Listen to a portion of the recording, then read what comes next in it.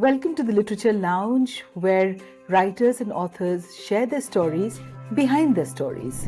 I would run with my coffee and sit there with my jazz music in the background and with my green pen and my notebook, and I would just write, write, write. And I didn't know what I was writing, but I was just, kind of. I think grief and pain are so powerful if you use them well. It's Absolutely. the most powerful thing that you're ever going to feel. And I can stepping back from that frenetic energy, that equation that I created with my acting career. I needed to step back from. There's a life after of swelling pride, of unbridled hope, of clear blue skies and palettes so bright, of wisdom gained, of freedom, of joy, of unfiltered dreams and melodies unchained. There's a life after. Me too. Oh, beautiful. You've picked out two of the most, the ones that I really, Oh, really. you can just see that I'm tearing up. They're really, really beautiful because each of them has spoken to me and spoken to me a language that's very close to me in my own personal language. May I request you to read one more for our listeners, please? Hi, in today's episode, we have with us Sandhya Mridul, a celebrated Indian actor, poet, and performer, known for her versatile roles across television, cinema, and the literary world. She made a TV debut with Banegi Apni Baat and earned acclaim for roles in films like Satya and Page 3. Finalist on Jhalak Dikhla Ja Season 2, Sandhya has explored acting, dance, and now she's also gotten into writing. Her debut poetry book, Untamed, reflects her journey through love, loss, and self discovery. Respected for her authenticity, Sandhya inspires with her commitment to creativity and her ability to embrace vulnerability and strength. And it is such an honor for me to have you with me today. Your book, Untamed. Of course, I got down to reading it, Sandhya, and congratulations for your debut book. And let's just start with what inspired you to write Untamed. I think more than inspiration, it was a necessity. It was my need to do a lot of work on myself, my need to heal from everything that was seeming traumatic to me, my need to pick up the rug and pull out whatever dirt there was under it. I went hammer and tongs, I think 10 years ago because I knew I was not okay. And I knew that I was, you know, I had everything, but I was not okay. Uh, and I had this really cool image of this cool, bindas girl and, lively, bubbly, and what have you. Whatever part that I had played, I was for everybody. And to myself, I almost fell for that image myself. Uh, but then I started kind of taking a reality check. At the peak of fame, I realized that my heart was not okay. And I think it started then, though writing did not. It would come like suddenly two lines here, and then nothing would come, and then two lines there, and I would forget about it. In fact, the first thing that I ever wrote was in Hindi. There were just four lines, uh, two couplets that contradicted each other. I can recite them for you because that's the Please only do. one that I remember. Uh, this was when I was going internal and everybody was misunderstanding me, and I was alone. And I woke up and these lines came to me where I said, खामोशी की वजह मत पूछो, लफ्ज़ों की कोई अहमियत नहीं. And then immediately 5 minutes later, it came to me, कौन कहता है लफ्ज़ों की अहमियत नहीं, मेरे कानों में गूंजती हुई तन्हाई से कोई पूछे. And I still feel it when I recite this because this really came from nowhere. And then over the years, months, something would come, and I think this writing is more the process, the entire journey, as I've said in my note. It's my journey. It's everything that I've felt there in form of, you may call it poetry. I call it my narrative. And yeah, that's the best way I can say this. There are many, many layers actually to what you've just now also said. You've spoken about Tanhai, you've also spoke about words, you've also spoken about, Khamoshi. So they're all, they are all somewhere contradictory to each other. And yet it's such an amalgamation. Also, you described Untamed as a palpable journey in words, right? So can you elaborate for our listeners, what does it mean? So when they pick up the book, what is it that they will find from the author that you are, from the writer that you are? They will find something that they have felt. At least up to now, everyone who's read it and spoken to me about this book says that they've resonated with it. Not maybe everything that I have written, but some things have hit them hard because they've connected with it. And even my friends who are reading out my poetries and posting them today are picking out their own and anything that's resonating with them. And it's uh, even as Shavana ji said at my launch, and when she read the poem, that I reminded her of things that she had felt, that we had kind of stopped trying to feel, that we were not kind of allowing ourselves to face up to vulnerabilities that we were not owning. So I think, and I think Dia also put it very aptly when she said, it's memories and feelings and nostalgia and things that you've been through. So what I love and what I hope for with this book is resonance, some sort of hope, some sort of belief that there is a redemption if we work on ourselves, and that we are alone, but it's okay. That silence is good, words are good too, and life will inspire you if you're okay with its contradictions. So you know that you've written a book that is so close to my heart because, you know, especially How Strong, which I will read in a bit, has been, it really touched me. I was just joking up when I was reading this because we both have gone through very similar themes in our life, which is death, which is grief, which is loss, which is healing. So how did you choose these, as your first debut book and themes as intense as these? Because it needs to be talked about. These are things that we need to address without shame, without feeling weak, without being uh, hurt about being judged. And I went through that phase of being judged when I said, "Arey yaar, Sandy, yaar, you're the must one. Why are you getting so intense? Why are you getting so serious?" No, why not? When I post about self-help, when I post about mental health issues, and I've been doing so for a very long time now, not because it's a fad to do it now. I've been doing it for a while now, even before COVID, because I was just tired of people saying, "Oh, it's just your imagination. Oh, it's not really happening." It's hurtful because there are a lot of people going through a lot of things. There are a lot of people who've lost a lot, including us. And we think it's brave to deliver on people's expectations of us being okay and being cool all the time. No, I don't think it's okay. I think we need to talk about it. And I think that there is nothing wrong in expression and vulnerability, being broken or being fragile. It's all right.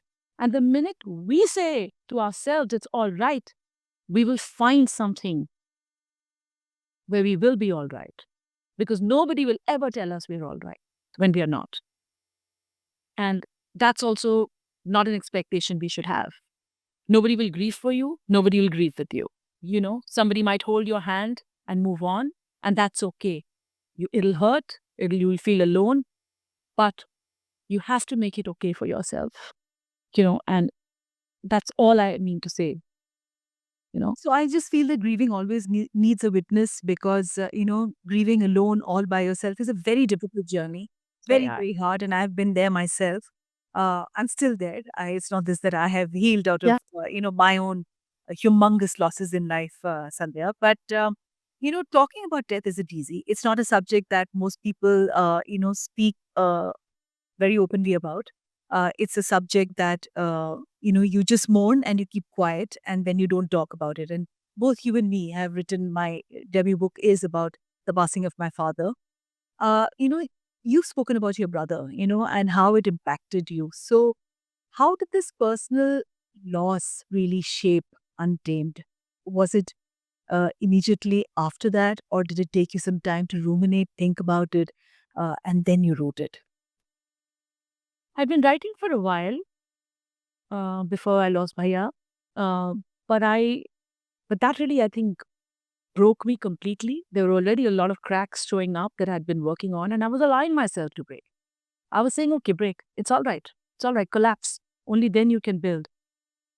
But with him going, and he was actually the poet, and he wrote beautifully, and I hope to release his book and publish his book soon. And he was always my friend, my inspiration. And with him going, it was like everything just broke, and everything just started coming out.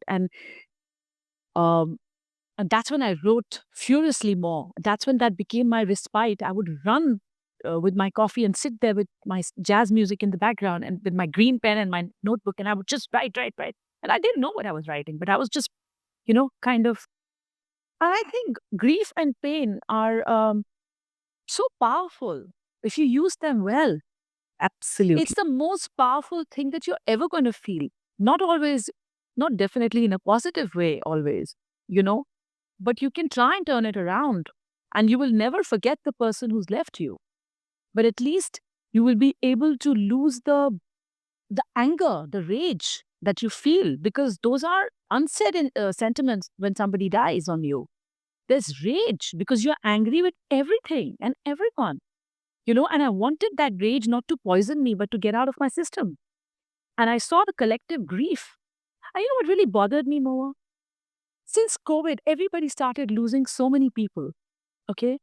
And where I thought everybody would become more sensitive to death, people there became a sort of, I think, coming out of fear, not in a bad way, but there was more apathy because people just don't want to talk about it, didn't want to hear about it, didn't want to address it, or they had not lost anybody, so they didn't know what it felt like, And I felt very angry about that. I felt very frustrated, let's put it that way. And I felt like people were going through humongous losses and we were not being there for each other, because collective energy is important. Because like you said, grief needs a witness. We need to be seen. We need to be heard. Everybody needs that. In loss, you can deal with it alone, but at least you need to know that people are hearing you. And strangers heard me. And now with this book, everybody hears me. Everybody hears us. And that's what I wanted. I don't just speak for myself. I know I speak for a lot of people. And that's what gave me the courage to put this out at the cost of it being so personal.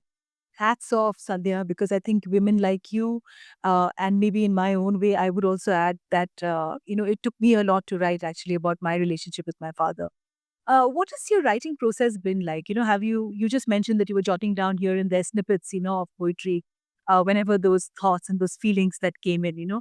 But how did you put all of this together, to form the complete book, especially for a lot of people who don't know how to go ahead and create it's a book of many, many poems altogether. I mean, I was going through it and I didn't know which one to choose because I would love to read one that choked me up, and but before I read, I would like you to share with our listeners and our viewers what was the process. Initially it was a very scattered process. Then I think during COVID, it turned to journaling. And the minute I would journal, the heart would open and something by the end of the day would come. And I started actually maintaining 2 diaries on that table that I would sit at after all my chores were done, because I was alone. I was locked up alone. And I would sit down and I would journal when I felt like it. And then if something came, I'd open the other notebook and I'd start writing in it. So at least what I did was I started writing everything in one notebook. And I also took that time during COVID to collect whatever I could find from here and there and put it into that notebook. But I still wanted to do it with pen and paper, because I think what I feel with pen and paper, I'm old school, So I had to do that in my cursive writing. I had to write. I wasn't really sure it would become a book, but somewhere in the last 1 year, it just started happening organically. And I made a shift from Bombay to Delhi.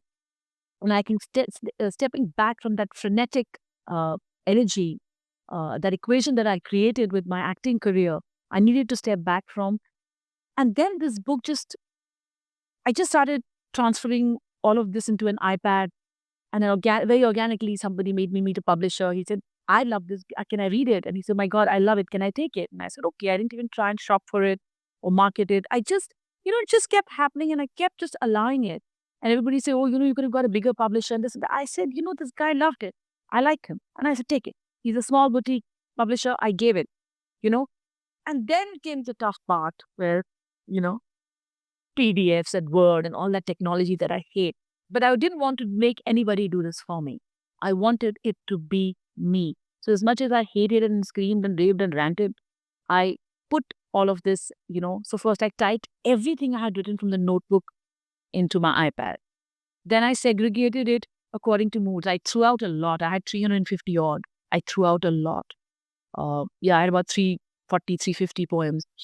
I edited, I rewrote, I chopped, I cut, I created PDFs according to moods and journey, and how it began and where it went. And, so this year, all that work was done. And then in July, and I really didn't know what was going to happen. This was never a dream. It was never a dream till I had the book in my hand. That's when it became my dream, you know. And when I see my friends read it and strangers read it and just send me videos on their own accord, tagging me, I hear my words, and it's so nice to hear it from somebody else because they're saying it the way they feel it and what they felt. And I don't know what success is, but I think this book is already a success for me in that sense. Of course, You it know? is, absolutely. To be vulnerable and especially being a star like you, to really put your vulnerability out there is a huge sign of success as somebody extremely confident of themselves. So, you know what? I would love to read when I opened it and the first one that came to me. So, do you mind if I read one? No, please. I love it. Please read. Okay. I would like to read the first one, which is How Strong. I related to it a lot because I've seen my mother mourn. Suffer. Yeah, suffer and mourn. She still Yeah. is. Yeah. How strong? How strong do you have to be to see the vacant look in your mother's eyes? How strong to put the light back in her shattered heart? Dark with fear and pain and loss, how strong to not collapse, break into a million pieces in front of her? Because she's your mother too. How strong to tell yourself she's his mother and he's gone? How strong is enough? How strong is strong? How strong do you need to be to see a photograph of your brother and not feel your heart smash in your body, your breath jam in your throat, your whole life crumble into pieces? How strong does one have to be? To pick up those pieces again and again, how strong is strong? How strong do you have to be? To step out into the world again with a limb missing, to feel whole again. How strong to cope every broken moment. How strong to stay afloat even as the waves of grief engulf you and you feel like you're choking and crashing. How strong to feel, to love, to heal, to live truly. How strong is strong? Oh my God, I'm just, I've got tears in my eyes because it's I relate to it. You can just see that I relate to it because how strong can one be, to deal with something that is so extremely close to you, and to know that it's just going to remain like a beautiful memory forever, and you can't touch, you can't talk, you'll just imagine them. It's like a landmine. I feel that you're standing on your own emotions and Yeah, break you into multiple absolutely. yeah. Just holding up, and if I may interrupt, thank you. I wish I could give you a hug because I needed to. Uh, I know what you feel because you have to have lost somebody that you love so dearly to feel this. And you know what? The thing is that the word strong is so misunderstood. Oh yes. My reason for also writing this was because you often hear, hey, Sandy, be strong. Hey, so and so, be strong. Be strong. What is strong? I'm strong. I'm very strong. And just because I cry and I break and I own my fragility, my brokenness, does not make me weak. So I want that word strong to be redefined, to be understood as it is, what it's meant to be. Strong is not just saying, hey, let's party, let's drink, I'm good, everything's good. No, it's not. It's not. It's to feel everything and still hold up and still create something and still be there for people that you love dearly. All of this is strong. Yeah. Also, I feel somewhere, Sandhya, that people keep telling me that I'm strong, and but how much strong can I be? I too have. I'm tired of being strong. Yes, and that's the other side. Exactly. I know that I feel you because that's the other part of it. People saying, my God, you're so strong. No, I can't. I'm breaking. Yes. Yeah, I hear you completely. This poem is about both those things where, People say, oh, you're so strong, or be strong, or how strong are you? That word gets onto your nerves after some time. Absolutely, it gets to my nerves when people say, "Oh, that you're a strong woman and you'll be able to Yeah, manage this." yeah. No, I was not born strong. I was born I'm not. with all of those, Yeah. frailties of life and And fragility. I'm barely managing on some days. Yeah. Uh, yeah, I hear you. And I hope you feel stronger with this poem, whatever that means. Yes, I have been Uh, reading and I've been smiling also for the Two for Joy. That was so close to yeah. my heart because even now, wherever I travel and I see a Two for Joy, it's like I just know that the day is going to be good. And it was Yeah. see someone else also like I'm a big believer. I was I a love it. huge believer of Two for Joy. I love it. And I quietly do a kiss, saying because I would, Same. I also, and I have one or two friends who do the same. Let me tell you, but this will happen. And yeah, I'm just saying, oh, nobody else thinks that I'm doing it to death. exactly. And But I'm walking in the park, and suddenly I do. yeah, me too. And I'm very stressed if I see one of them because I Yeah. know one for sorrow. Yeah. And I tell you, till a couple of days ago, what is 3 for? Three for letter and four for boy. Isn't it? So recently I was watching something. I've always said 3 for letter, 4 for boy. Recently I was watching something and they said 3 for girl, 4 for boy. And I said, oh my God, have I always got this No, I wrong? always knew it's three for letter and four for boy. Yeah, and I recently saw it in some show, some I don't know, some show where they said 3 for girl, and I said, oh my God, I got it wrong. But you know something? Interestingly, I wanted to name this book uh, 1 for sorrow, 2 for love, or 1 for sorrow, 2 for joy. I was actually kind of struggling with that title, but it didn't work out. And then I was thinking of Bear, and then when Untamed came, I know it Yeah, was what I Untamed is wanted to. beautiful, absolutely beautiful.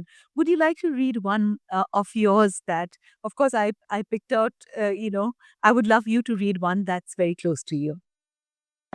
Uh okay.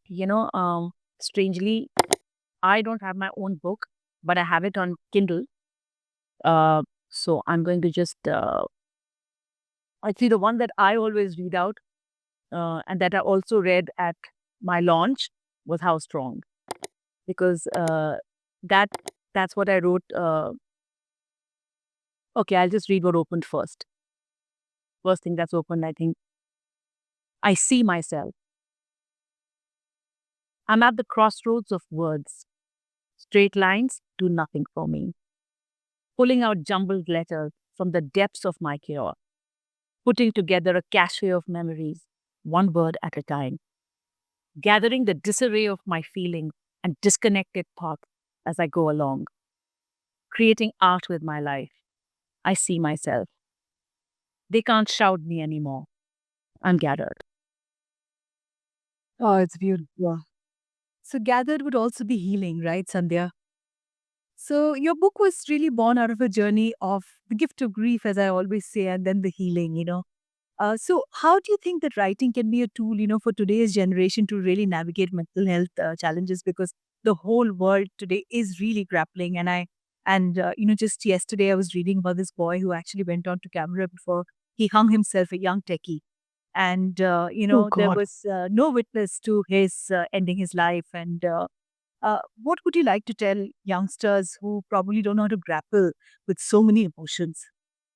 You know, I always believe in giving tools. Uh, I mean, I can always say a whole lot of stuff, but the actual tool that I found was writing. I didn't intend to be a writer. Same. Journaling is an extremely powerful thing because you end up writing and saying things that you did not know were there. And also without shame, you can rage on that paper.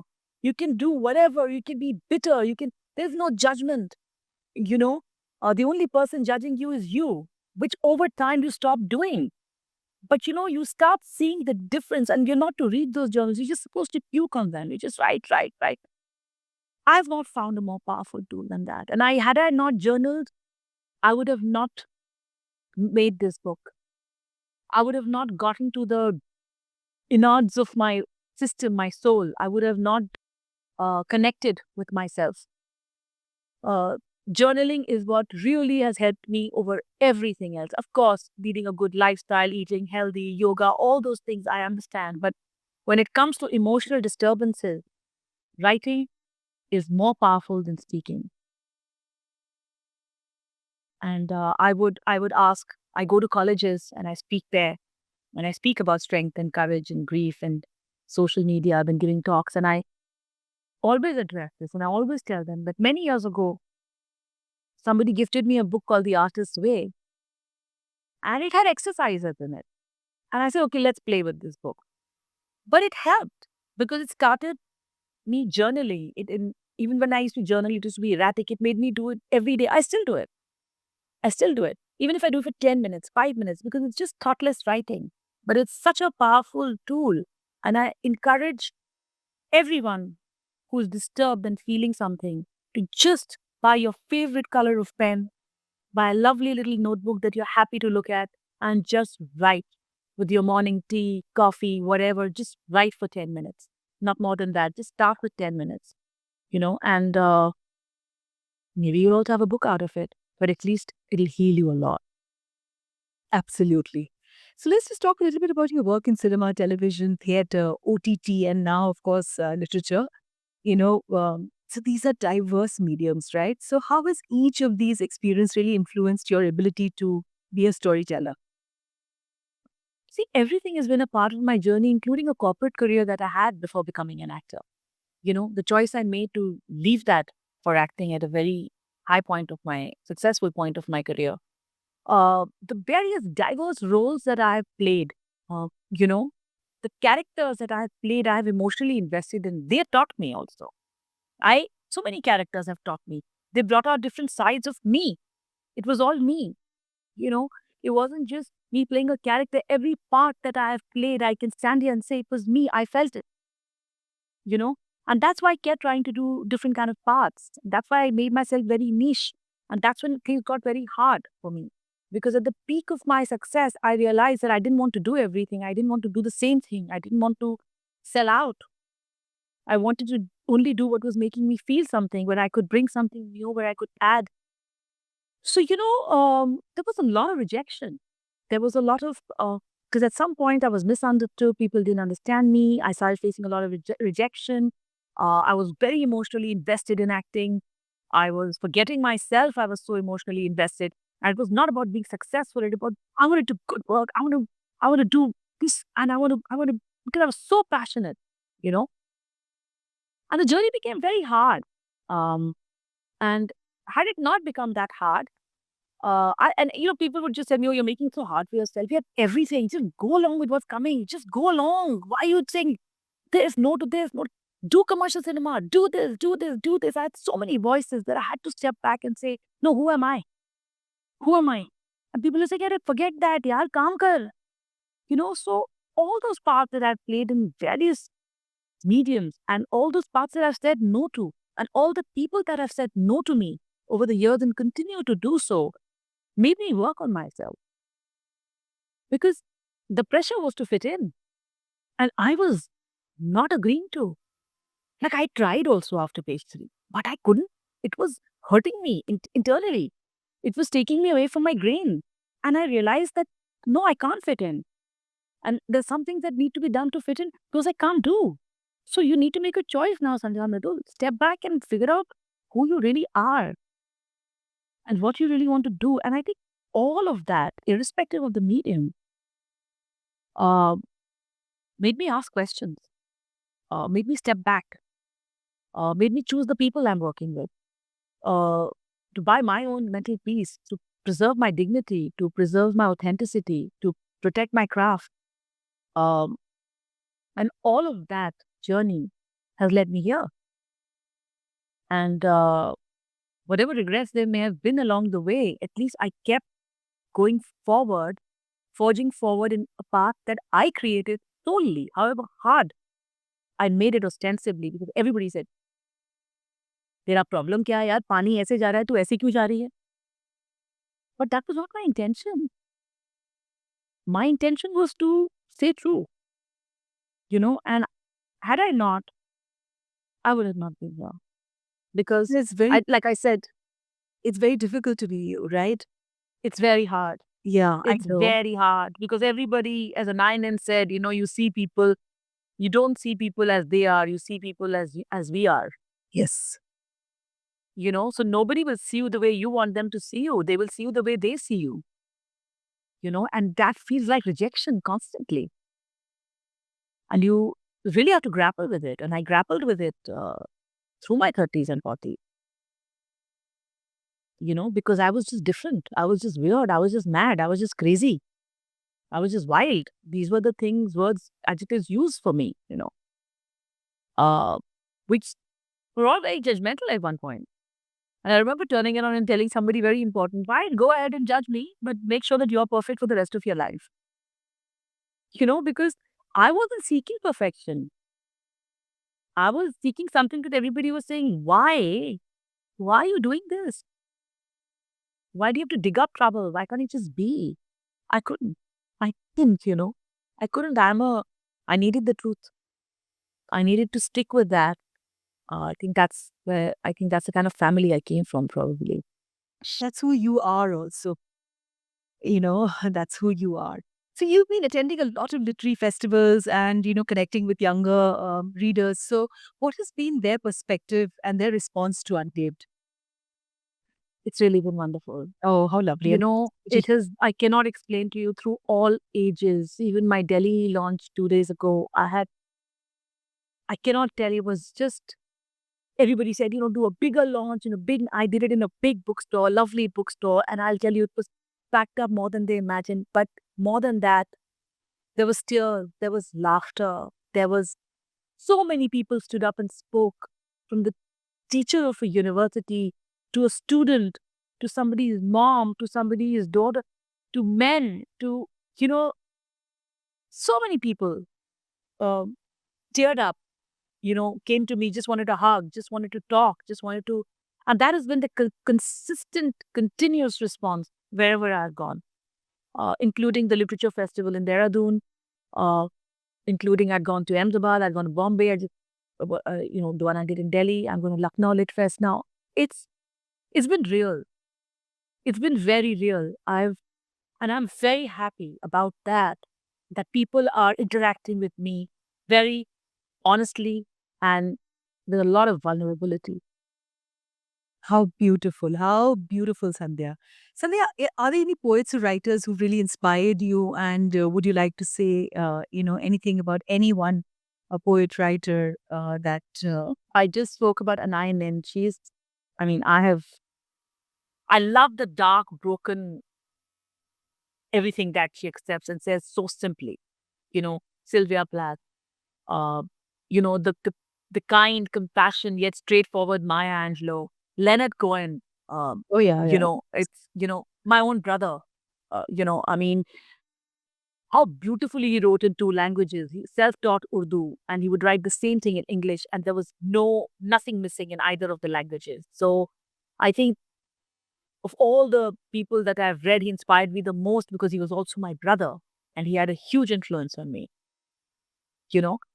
Um, but there's so many, music has inspired me so much. I'm a girl who grew up with two older brothers, and there was always Farida Khanum playing. There was always in one brother's room, in the other brother's room, there was always Pink Floyd and Dire Straits, and you know, it's. I think music is so. There's so much poetry in music. I cannot Absolutely.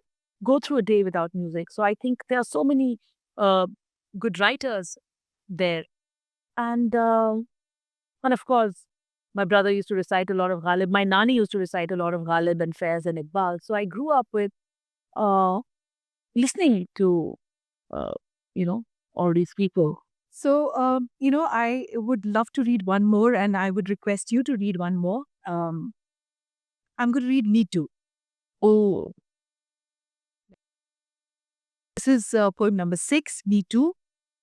There's a life after of broken dreams, of missed opportunities, of buried rage and misplaced shame, of wasted youth, of anger, of pain, of letting go, and of great restraint. There's a life after of swelling pride, of unbridled hope, of clear blue skies and palettes so bright, of wisdom gained, of freedom, of joy, of unfiltered dreams and melodies unchained. There's a life after. Me Too. Oh, beautiful. You've picked out two of the most, the ones that I really, Oh, they're- really, you can just see that I'm tearing up. They're really, really beautiful because each of them have spoken to me and spoken to me a language that's very close to me in my own personal language. May I request you to read one more for our listeners, please, with your voice and your writing? okay, I'll just, I'm just moving to whatever page. Your head is their playground. Every swing a trigger. Play mindfully with abandon. For between the two is where it's all at. That, that you and I know nothing about. That we are seeking constantly. That is a game. And we must keep playing for the sake of our spirit. Mhm. And we must keep playing, Sandhya, for the sake of our spirit. Thank you for taking all the time today to be on this podcast. It means a lot to me, and it's been an absolute honor to have you. We wish you many, many more books, many, many more absolutely amazing accolades that you've been receiving till now. And this was very, very close to my heart. And for all our listeners, the book is Untamed. Please do grab a copy, and you will love it. Thank you so much. Thank you so much. This has really been lovely for me too. I've really felt every word that we have exchanged. So it means a lot. Thank you so much for staying true and authentic in this conversation. Thanks.